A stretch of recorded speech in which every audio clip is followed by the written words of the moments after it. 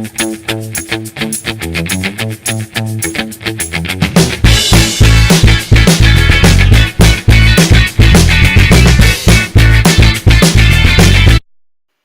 commence en prenant sa base à paupières de chez Urban Decay qu'on va mettre sur toute la paupière mobile et en dessous du sourcil.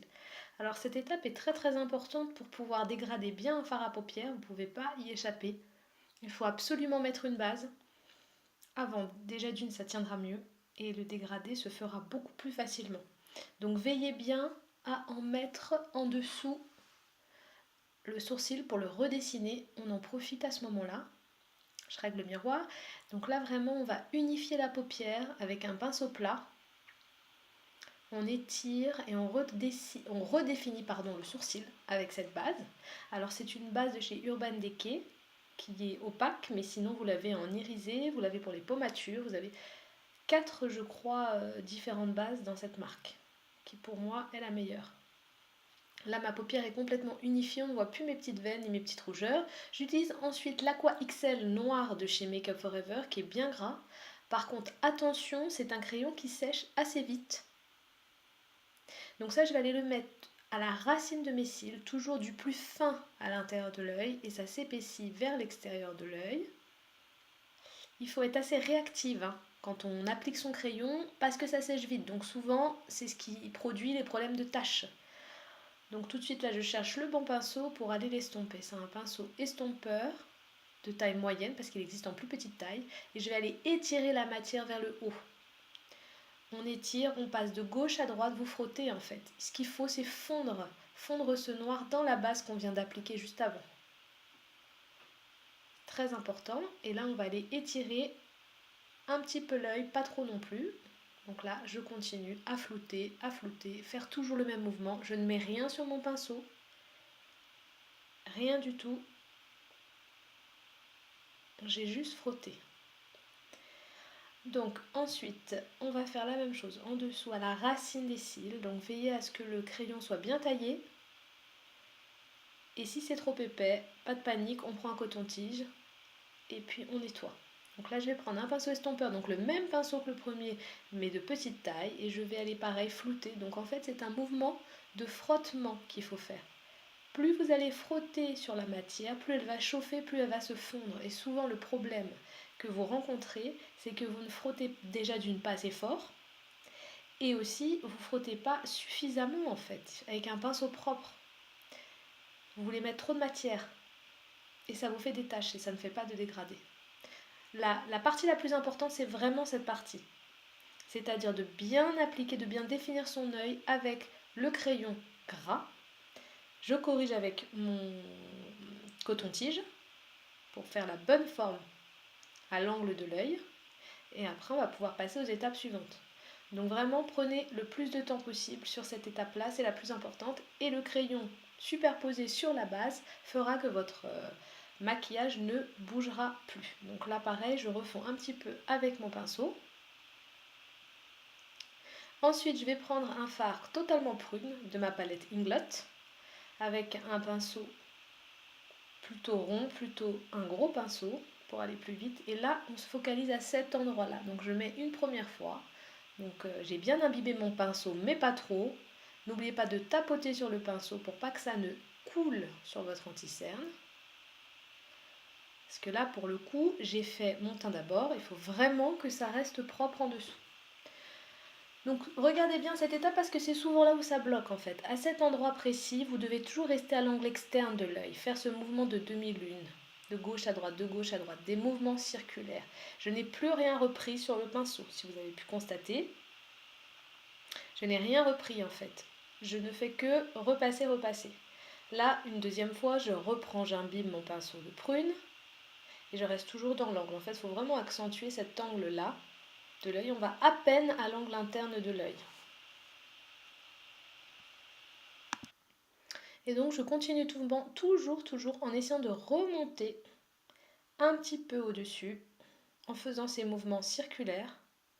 On continue, c'est toujours le geste en fait.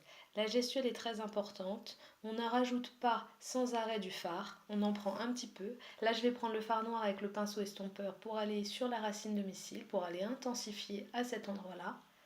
on tapote au début et après on fait des mouvements circulaires. C'est ce qui permet d'imprégner le pigment dans la peau. Et je reprends une troisième fois le prune. On repasse toujours sur la même zone. Et ensuite, c'est toujours ce même mouvement de bascule de gauche à droite, de gauche à droite, de gauche à droite, un peu partout sur la paupière. Et on ne remonte pas trop. Faites bien attention à l'endroit où vous positionnez le pinceau. J'en ai repris encore un petit peu. Et là, on y va, on continue.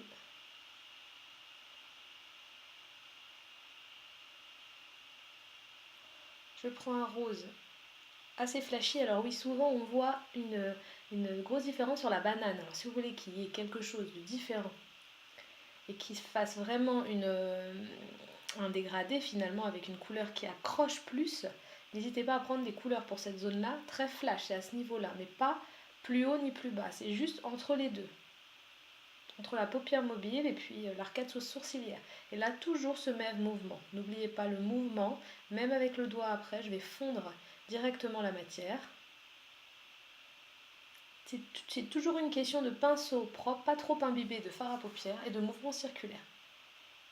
Toujours une touche de clair pour accrocher la lumière sous l'arcade sourcilière. Vous voyez, c'est une sorte de beige que j'ai pris, mat. Donc oui, au début, j'ai tout travaillé avec du mat.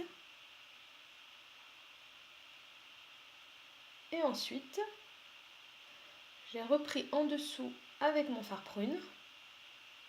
Par-dessus mon crayon noir, je repasse. J'en prends un petit peu, j'appuie au début et ensuite je repasse par-dessus.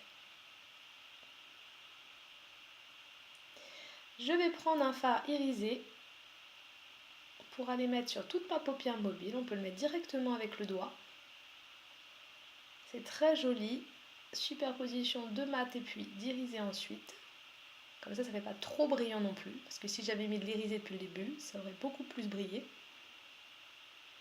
Donc là, je vais fondre avec le doigt et puis avec un petit pinceau, je vais repasser directement, toujours au milieu, entre ma paupière et mon arcade sourcilière. Et je fais toujours ce mouvement-là de demi-lune sur la paupière.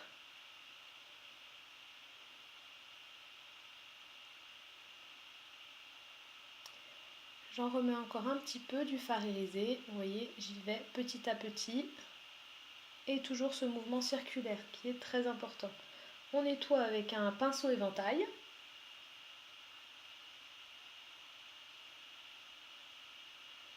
Je reprends mon pinceau, vous voyez en fait c'est toujours reprendre le pinceau. Là je n'ai rien mis sur le pinceau, je repasse, je repasse. Je repasse toujours par-dessus et le mouvement va faire que la matière va se dégrader toute seule.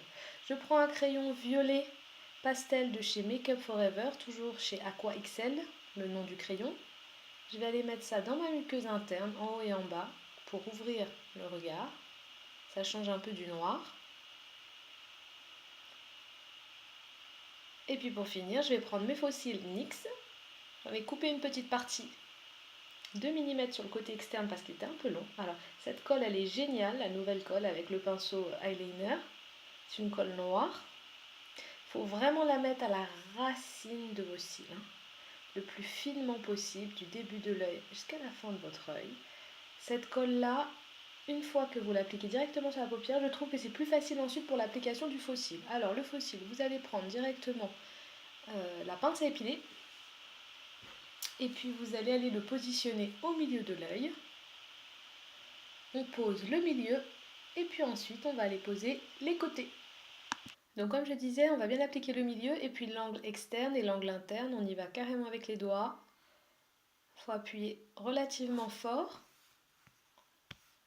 C'est pas forcément facile, faut s'entraîner, mais on y arrive.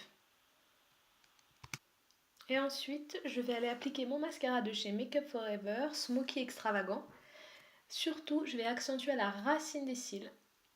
Pas trop sur la longueur parce que les cils sont déjà suffisamment longs. Et puis on n'oublie jamais les cils du bas, ça ouvre le regard. On va faire la même chose de l'autre côté.